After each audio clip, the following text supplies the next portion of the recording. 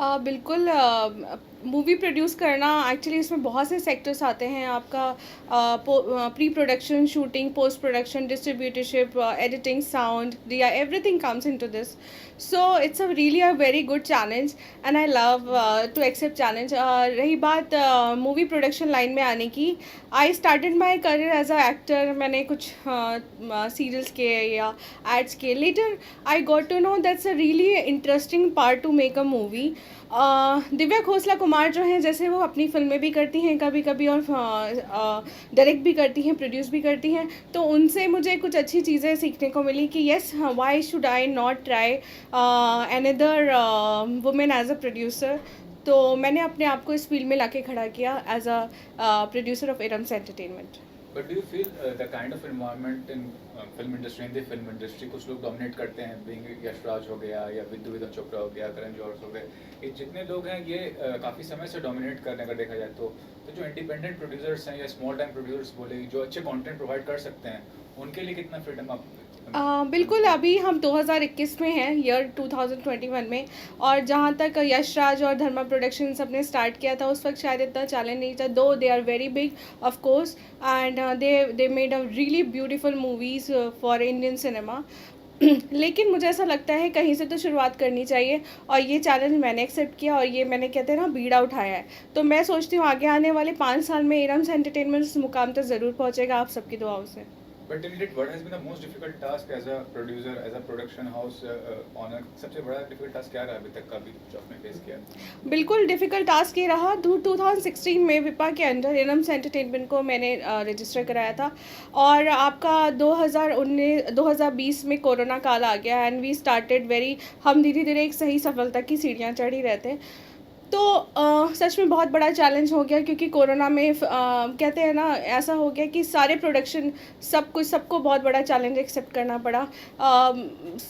सब हो सकता है लेकिन शायद एंटरटेनमेंट नहीं भी होगा लोगों का ये सोचना तो चलेगा तो मूवी बनाना उस वक्त इतना ज़्यादा मुश्किल हो गया था और आज भी चीज़ें चल रही हैं लोग इनसे निकलने की कोशिश कर रहे हैं तो यस कोई बात नहीं it's a part of life और अगर चैलेंज ना हो तो सोना कहते हैं तब के ही निखरता है तो हम भी वही कोशिश कर रहे हैं कि हम इतनी बेहतरीन फिल्में बनाएं एरम्स एंटरटेनमेंट के द्वारा कि लोगों को पसंद आए और एक अच्छा हमें एक प्लेटफॉर्म मिले। ये भी जानना चाहूँगा एक बड़ा जो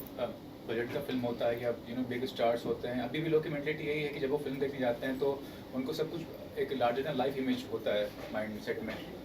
अगर कम इन्वेस्टमेंट है एक एवरेज एक्टर है कंटेंट अच्छा है तो आपको लगता है कि इस तरह से अगर आप कोई कंटेंट प्रोड्यूस करते हैं तो वो सक्सेसफुल हो सकता है? बिल्कुल एक आइडिया हमेशा एक बिज़नेस को बहुत ऊंचा मुकाम देता है और मुझे ऐसा लगता है अगर हमारे आइडियाज़ अच्छे हैं और अगर हमारा मूवी का कंटेंट अच्छा है चाहे अभी मैं स्लम डॉग मिलियनेयर की बात उठाती हूँ वो फिल्म को तो ज़रूर एक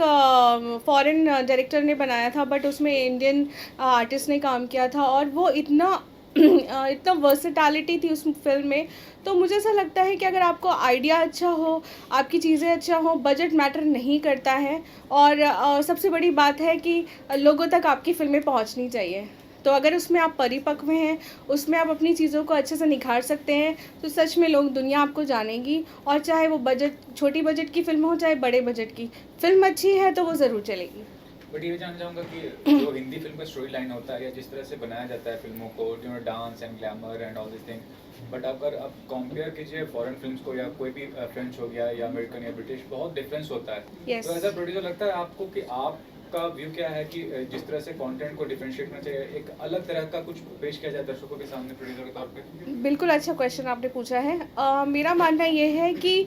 फॉरेन फिल्मों का टेस्ट अलग होता है उसमें शायद गाने नहीं होते पहले आप इंडियन सिनेमा मैं तो कहूँगी बदल रहा है जब फिल्मों की स्टार्ट हुई थी आलम आरा से लेकर आज चाहे वो बंटी बबली हो चाहे अभी जो आपकी नई फिल्में आई थी तो ये सारी चीज़ें ऐसी हैं कि actually they makes a difference और रही बात फॉरेन सिनेमा की तो सबका टेस्ट अलग होता है हम इंडियंस को मसालेदार फिल्में पसंद हैं गोविंदा जी की का भी ज़माना था एक टाइम पे जब उनकी सुनो ससुर जी या टाइप की फिल्में आती थी आज बाजीराव मस्तानी टाइप की फिल्में आती हैं और इंडियन सिनेमा बदल रहा है और मुझे लगता है कि चीज़ें चेंज होंगी और हम शायद हम सबको कॉपी नहीं कर मेरा तो एक मैसेज भी है कि हमें ना उनके कॉन्सेप्ट को कॉपी नहीं करना चाहिए बल्कि उनसे आइडियाज़ लेकर उसमें थोड़ा मॉडिफिकेशन करके अपनी चीज़ अलग तरीके से पेश करनी चाहिए। लास्टली ये भी कहना चाहूँगा कि जो यहाँ का माहौल है, यहाँ का जो इन्वायरमेंट है, इनसिक्योर्ड है, यूनाइट नहीं है लोग, खासकर इंडस्ट्री की बात करें, फेयर एक है, मतलब कि किसी के सामने आवाज़ नहीं उठा सकते हैं। अगर वही कंपेयर करें दूसरी जगह तो लोग यूनाइटेड हैं, उनके अंदर फेयरलेसनेस है, तो वो चीज़ कितना ज़रूरी है अगर आपको सक्सेसफुल होना है एज अ प्रोड्यूसर। बिल्कुल, अब unity is really important in every work. और जहाँ तक कि आपके क्वेश्चन का आंसर मैं इसी बात पे देना चाहूँगी कि इंडियन सिनेमा जिस तरीके से काम कर रहा है, चाहे अगर हम इसको हम मुझे नहीं लगता हमें कोई कंपैरिजन करना चाहिए फॉरेन फिल्मों के साथ, क्योंकि सिर्फ आप अगर हॉलीवुड को ले तो आपको, अब मैं इतना बोलना चाहूँगी, फिर सऊदी में भी फिल्में बनती हैं, सऊदी मतलब दुबई साइड में फिल्में बनती हैं, और अलग अलग, तो सबका अपना अपना टेस्ट है, अपने तरीके से कर रहे हैं काम, and they are pretty much better. तो हमारा जो टेस्ट है, हमारी जो भारतीय संस्कृति है, जिसको हम हमेशा अपनी फिल्मों में शामिल करते हैं, तो हमारा उस तरीके से काम करने का अंदाज़ है। Thank you. Thank you so much.